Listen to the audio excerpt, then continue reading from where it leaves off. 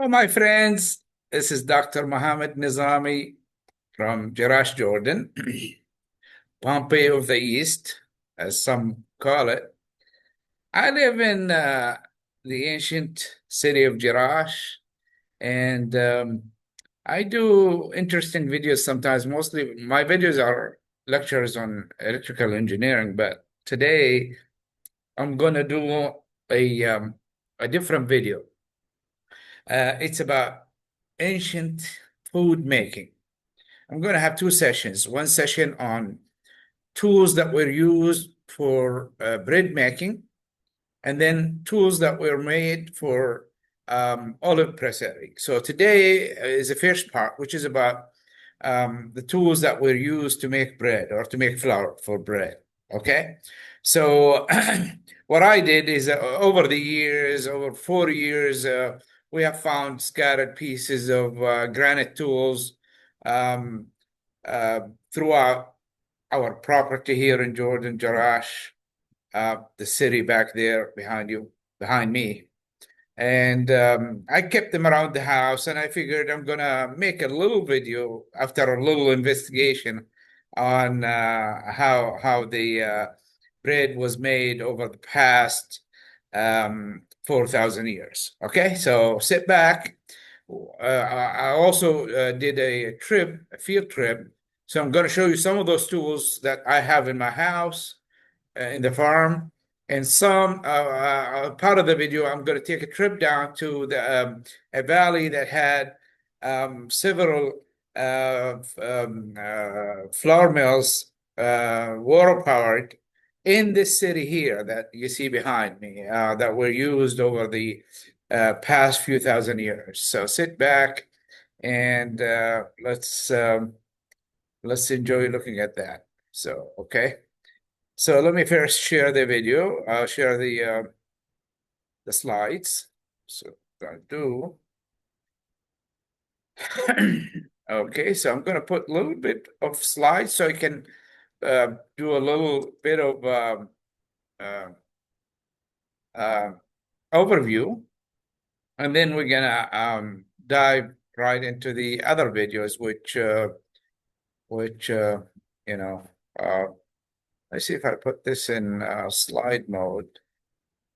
You display full screen mode. Okay. All right. So here we are.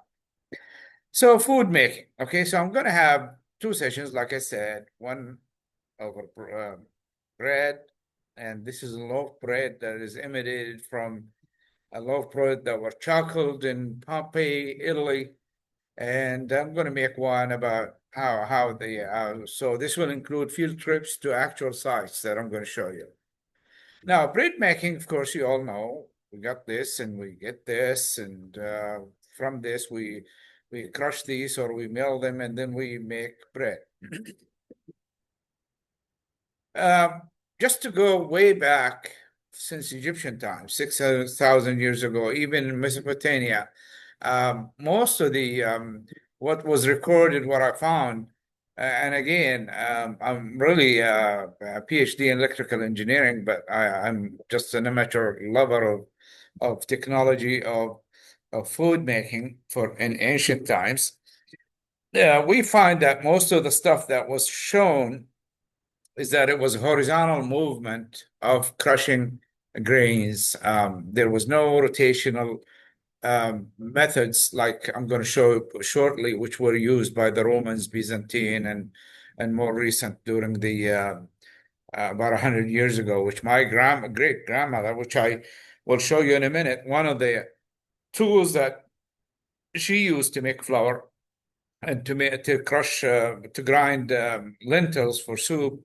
I'm going to show you. I still have it in my house. So as you can see, this is from Egyptian Museum, and this is how it looks like. Basically, just basically get a rotating a little piece of rock, and then you have a base, and then you just move back and forth horizontally.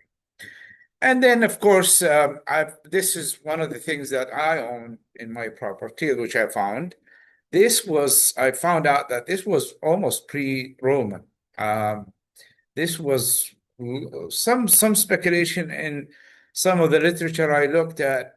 They said this was during the was common during the Persian invasion or rule of the Middle East, Jordan, Palestine, and Syria. This one is really, as you can see, it's two pieces. So we got one piece here, which has two grooves right here and right here. And I'll show you in a minute live how it works. And you just put a bar in here, a wood bar, and you just keep going like that. And you pour the, of course, the grains right here, and you just keep going back and forth horizontally. Okay. This would have been made before they realized rotationally it's easier to utilize donkeys and mules to do it, or slaves, like the Romans did. Okay, so during Roman times, this is really what you find you're most likely to have seen is that we have a flour maker or a stone mill that is made of two pieces, basically. One is a cover that will come on another thing and nibble like that, and then you pour the grains right here, and this is the grains will fall between this and another piece that is like this, okay? And what happens is as you rotate, the grains will just basically come down and as a flour, okay? And this comes in different sizes. There are some that are hand operated, some that are donkey operated, and some that are horse operated, and that varies the height of these. And as you can see here, there's a handle, two handles on both sides, and the handle, you put a bar in here, a wood bar, and there's a hole on the side in here to that will it's a through hole through the wood beam in here so that this doesn't fall off, it stays in. Okay. So this was primarily used in Roman times, and so some people call it the Pompeian uh, millstone. And you can find it in reliefs. They found them in Roman reliefs of stones that were sculpted on tombs, and you can see that they're mostly donkey operated. You can see the pressed donkeys right here, and they have little pieces of wood that will basically just keep basically the donkey will keep going around blindfolded most of the times, keep going and going. This is like a horse in here. This is a hire, so it's for a horse. And of course this rotates in here, and somebody else can help the donkey on the other side and push it too. So this is the tomb of let's see how you read this. Oriceus, the baker in Rome, and basically it's a relief from a tomb of a baker, famous baker, wealthy one in Rome. And you can see that it talks about, it really displays the story of how bread was made in Roman times. So basically, you get the grains in here, you do the filter, sifting, and sorting, get all the stuff, like little pieces of stones, dirt, whatever, out of it. And then you pour it into the crusher, which is this one here, basically, this mechanism in here. It's the millstone that is run by a donkey. And that's what you see in here. Okay, so that's the donkey right here. You can see he's oppressed. His head is down, tired. And this is here is the millstone. And that's what I'm going to talk about today. I'm going to take you outside to my front yard and show you one the live how it works. And then, of course, the once this is done, they collect the flour from here, from the stone mill, and they go through the process. And here's a pot where they make the dough. And then, of course, onto the bakery, which is like this. Nothing has changed, exactly like what you would find in modern Jerash even. Okay, and then, of course, the bread is done.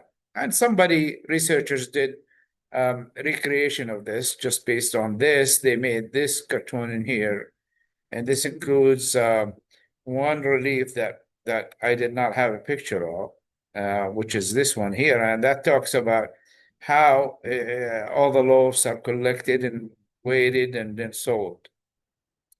So, okay, so and then now recently, about 100 years ago, this is what you would find in houses in Jordan for Arab inhabitants of Jerash city.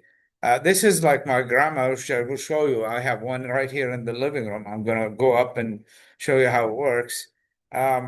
This is two pieces, basically. You have a base and then a rotating wheel, and there was stick in here, and you just take it and go around and around and around and around. It's hand operated. It's terrible. And you can imagine every house had to have one. And every day for a few hours, somebody would have to do the flour milling. And of course, you have slaves back then. This one here, you can find. I found pieces of this. I have pieces like of something like this, but I have not found an intact one in Jerash, Jordan. This was mostly Crusaders, sort of like European, west of the Mediterranean region. Okay, here's Arab inhabitants of Jarash using one. Basically, he has two of them, and you can see the lady in here. He pours the seeds right here, and then it keeps it away. And of course, you collect the duff, the flour on a sheet below. Okay, and then I'm gonna take a trip to the valley near Jerash. They call it the Golden River. Okay, and show you actual sites of ancient water-powered flour mill.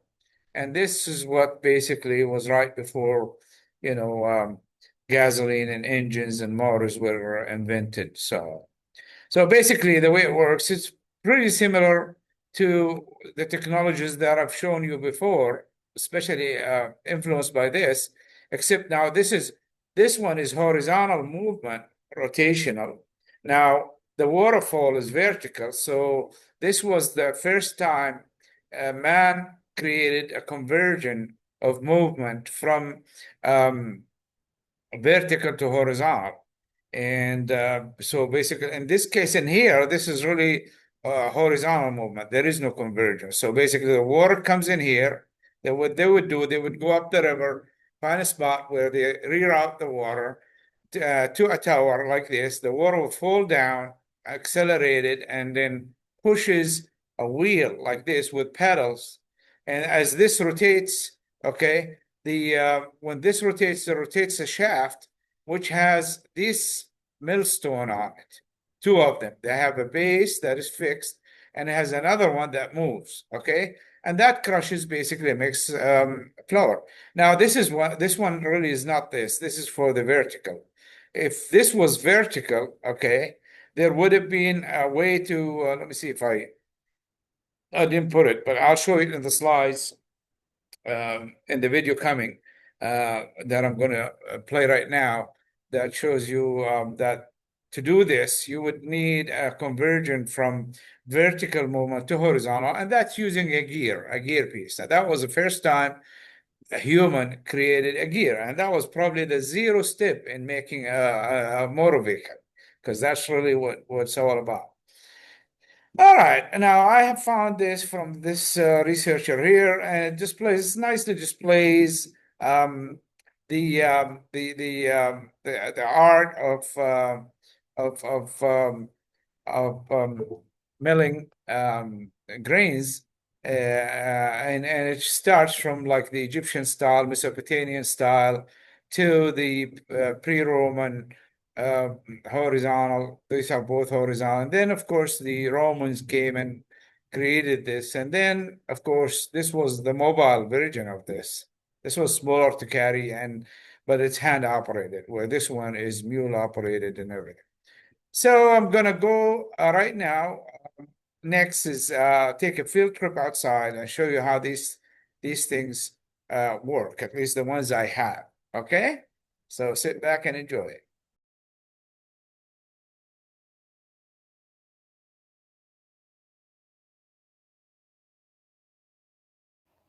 Okay, hello again. This is Dr. Mohamed Nezami coming to you from Jerash, Jordan. And we're again talking here. We're talking about ancient tools to make food. Okay, and we started with the bread. So here's one that was used recently, about maybe 300 years ago. Started use, and this is my grandmother's one, and it's made of two wheels basically. One wheel sits on the bottom, and the second wheel is up on top. Okay, and we take this here, and we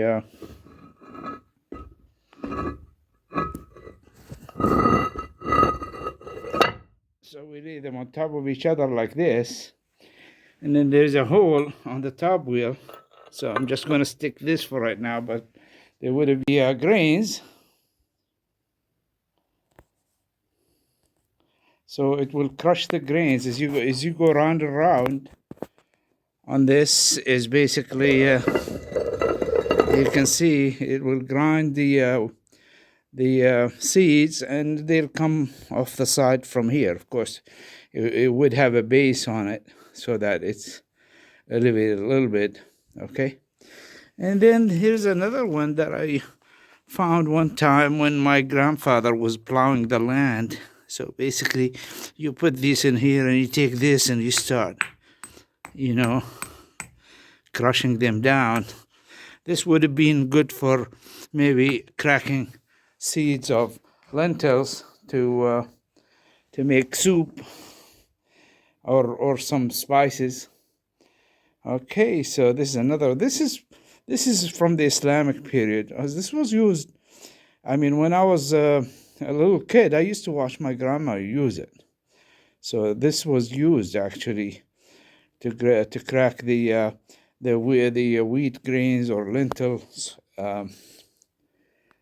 So it was used up to like 1970s, late 70s. It was used. So this dates back to about maybe 200, 300 years. Okay, and this is recent. This precedes this. What was before it is the horizontal. So this is a circular one. Okay, circular movement. And I showed you the horizontal one that was from the Byzantine Roman era. Now I'm going to show you. Let's see.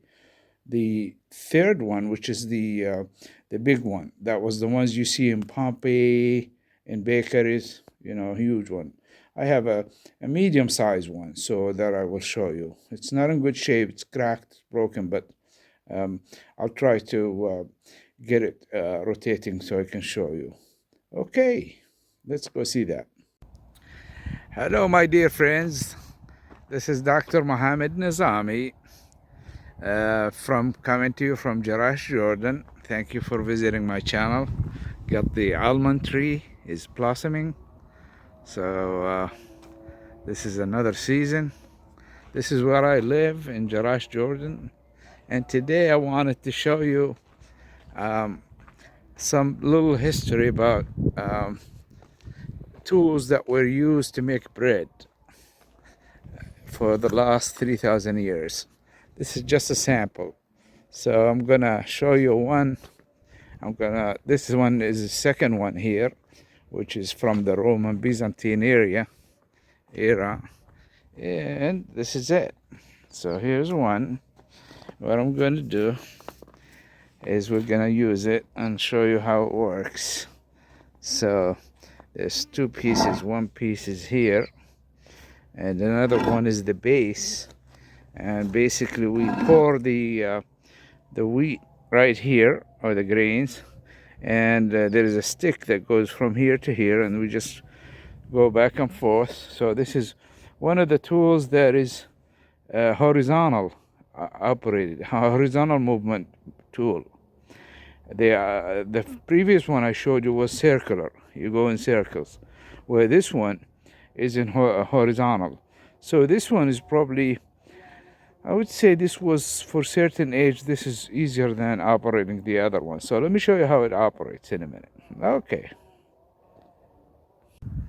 Okay, welcome back. This is Dr. Mohamed Nezami coming to you from Jerash Jordan.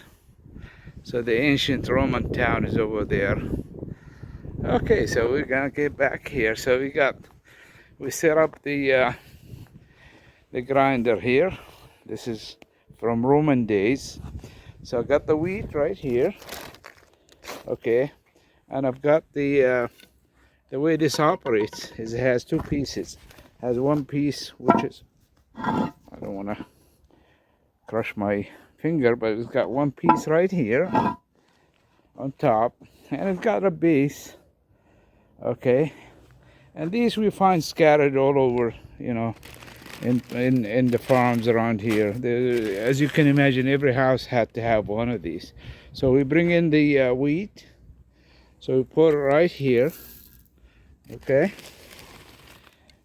right here. Okay, and then we have a stick, so it has two grooves, one groove right here and one groove right here, and you go like this basically. Okay, and so now you just basically move it back and forth. Okay, so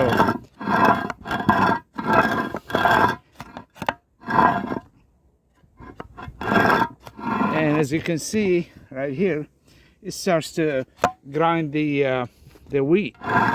So the nice thing about this is it's horizontal movement. It doesn't go in circles. So for some certain age, and you can operate it while you're sitting down. Okay, so again, just to show you the pieces. So here's one piece. As you can see, you know, hundreds of years of use of this, and it's got this smooth on the bottom. Okay, it's about, so you can see it's about, I would say it's about 70 centimeters, and this one is the base centimeters, and this is like 40 some centimeters. Okay, so next we're gonna go to another one, another type. So this is it. As you can see, I even happen to have a small piece of another one that I found on the side of the road one time. So here's one that was a little different. As you can see here, let me, okay, so here it is. As you can see, this was broken in half. Okay, all right, so let's go to the third type. Hello again, this is Dr. Mohamed Nezami from Jerash Jordan again. So we have reviewed some of the tools that were used to grind wheat grains. So the last one I want to show you is this mechanism here. This is basically two pieces, and this happens to be a small size, and I'm gonna paste right now. I'm gonna put in some of the pictures of big ones, professional ones, or from the bakery in Pompeii, Italy, and elsewhere. But basically, this was a salvage from. They bring in soils and they throw it. This is near my house. We found it. This is not its piece, but it fit very well. What happens is you put the grains in here, and then this would be on top of this, and the grains would fall right in here so that they're trapped into this. And then you rotate this thing, and what it does, it has two, you see these, with a groove in here for a handle, and then there is a through hole, a hole that is on each side. Okay, and basically what it does is you put in like this, a handle like this, and another one on the other side, and then you can rotate it. Of course, it wouldn't be on the floor like this, it would be lifted up.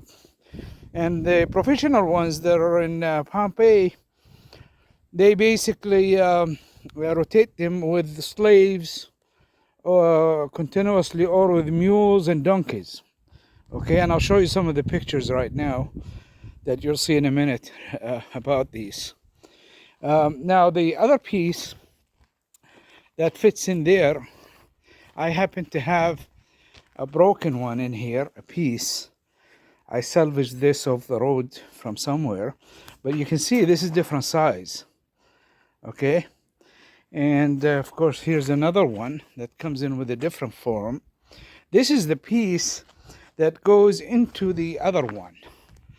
Okay, so what I'm going to do, I'm going to take this one, put it on top of this, and then put some grains and show you how it works. Hold on. Okay, so again, what I did is I put that piece into this one. Now it's a complete mechanism. Okay, and of course this, like I said, it wouldn't be on the ground. This would be lifted up on a patio, on a base. And what I'm going to do, I just happen to have a piece of wood in here. I'm just going to put it right here, and another one would be on there. And this, you can basically rotate it around using a donkey. So what I have in here, I brought in some barley. Okay, I didn't have so what happens, you put the barleys in here, and then you take the handle and you start rotating this. Okay, and of course you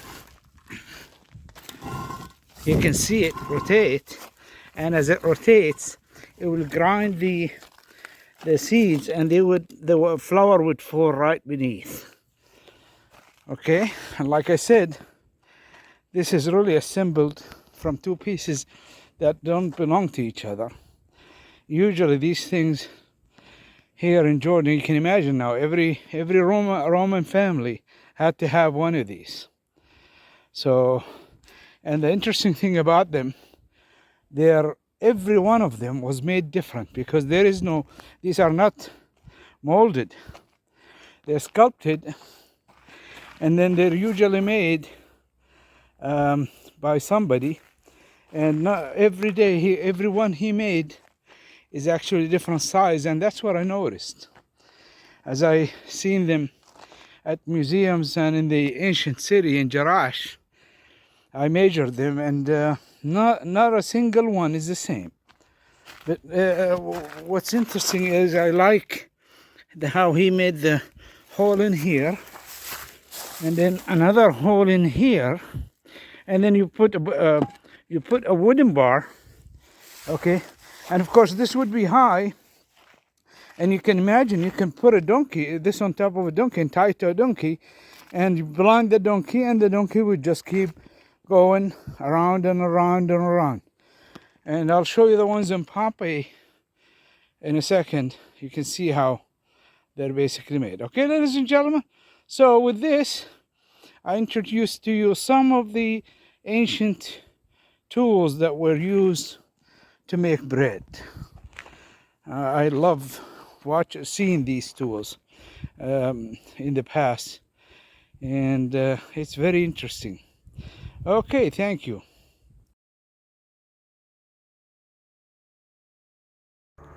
Hello my friends, this is Dr. Mohamed Nezami again. Okay, I figured I will take you to one of the typical Roman watermill. This was a river here, and over there is the watermill, and I'm going to show you now. Behind me here is an aqueduct system that I want to show you, but what we're going to do is we're going to show what that one is all about, and just okay, so keep watching.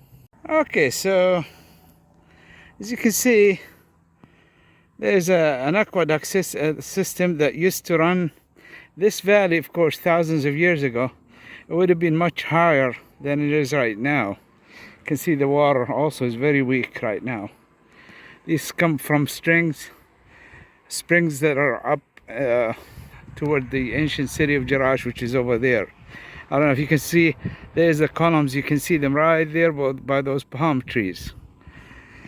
In any case, the water would have came down that way, up there, they would have channelized the water, and it would fall off right onto the wheel, which I will show you in a moment. You'll see in the slides how it operates. And then that rotates, of course, the stone that mills the grains.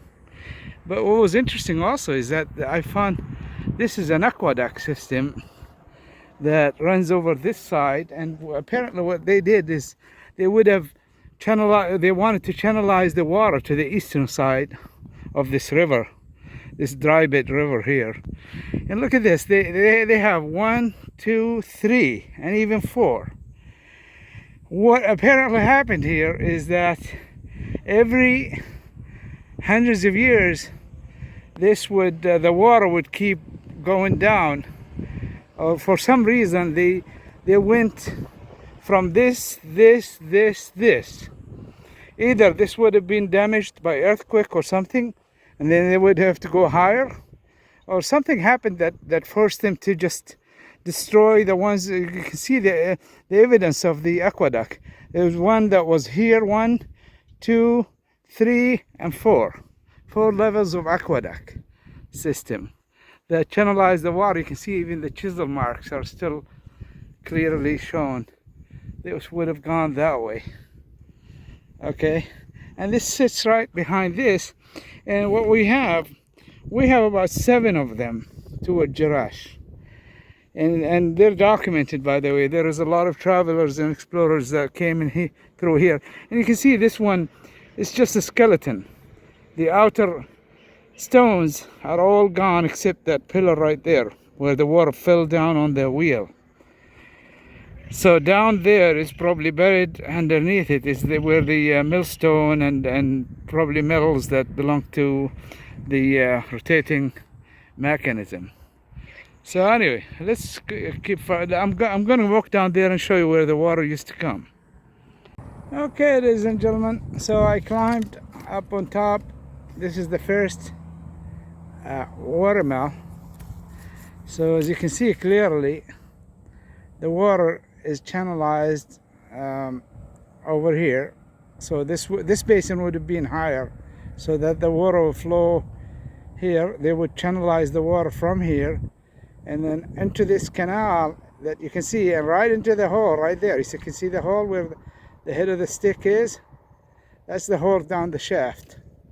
So it's pretty interesting, and it's sloped, and so they made it bounce like a sinusoidal shape. So it goes up, falls in, and then goes up and then down. You can see clearly, and they're all about the same dimension water-wise, about a half meter wide, 40 centimeters height. I'm going to go down there and take a closer look.